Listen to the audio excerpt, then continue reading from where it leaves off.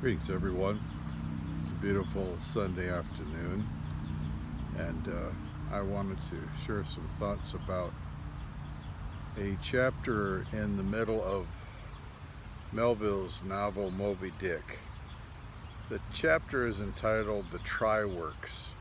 The Try-Works were two pots on the deck of an ancient whaling vessel, and in these great pots they would catch the whales and then boil the blubber in great fires. They would stoke these fires, and eventually the oil from the whales themselves and the fat would create great flames. And in this episode, this chapter, the writer, who is named Ishmael, is describing this ghastly scene of the flames going up at night and how devilish and diabolical it all appeared to him in the night. And he was intrigued by this fire. Well, he was assigned to be at the helm, so he's got his hands on the tiller, the wheel of the ship, and he's steering it through the night. And he's also observing how these men are operating in this scene here and trying to consume the whale in order to distill the necessary oil for the lamps of 19th century America and even beyond. That's the way they lit their homes oftentimes, was with the oil from the whales. That was the needed liquid. And so these men would go on these long journeys, and again, he's describing this scene in detail, and it eventually puts him into what seems to be some kind of trance. He describes it as a hallucination, an unnatural hallucination in the night. And there he is, sailing along, watching this fire and becoming mesmerized by it. Let me just read you this one or two lines right here. He says, to us, as he gives his advice afterward about going into this trance and almost capsizing the ship, becoming turned around and losing his bearings altogether, almost heading the ship in the wrong direction. He says, look not too long in the face of the fire, O man. Never dream with thy hand on the helm. Never dream with thy hand on the helm. Turn not thy back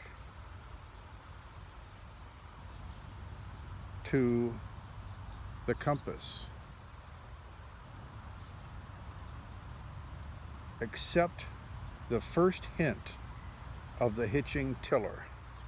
Believe not the artificial fire, when its redness makes all things look ghastly. What's he saying there? He's saying there's a lesson here.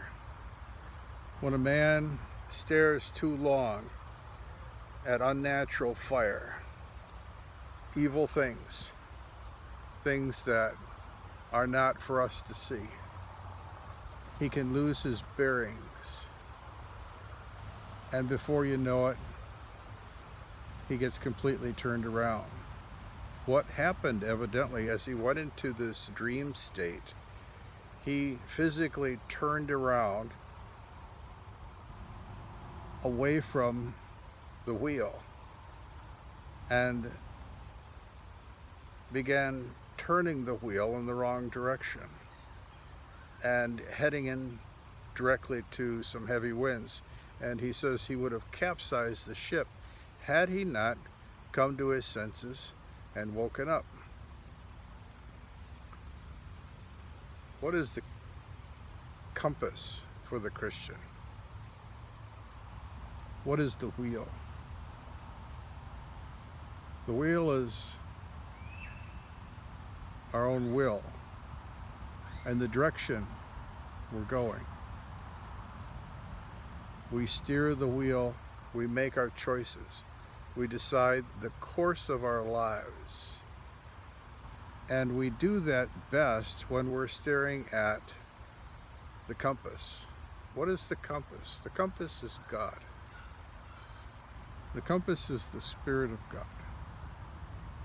Maybe more specifically, the compass, the directing guide, is the very word of the living God.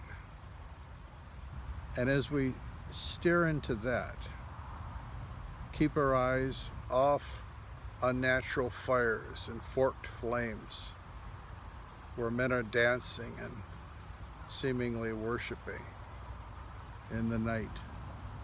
When we again keep our eyes on the truth of God, we're best able to steer the ship in the direction it needs to go.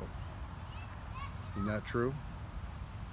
When we lose sight again of God, of His truth, His Word, the principles of morality, we're destined for perdition and destruction.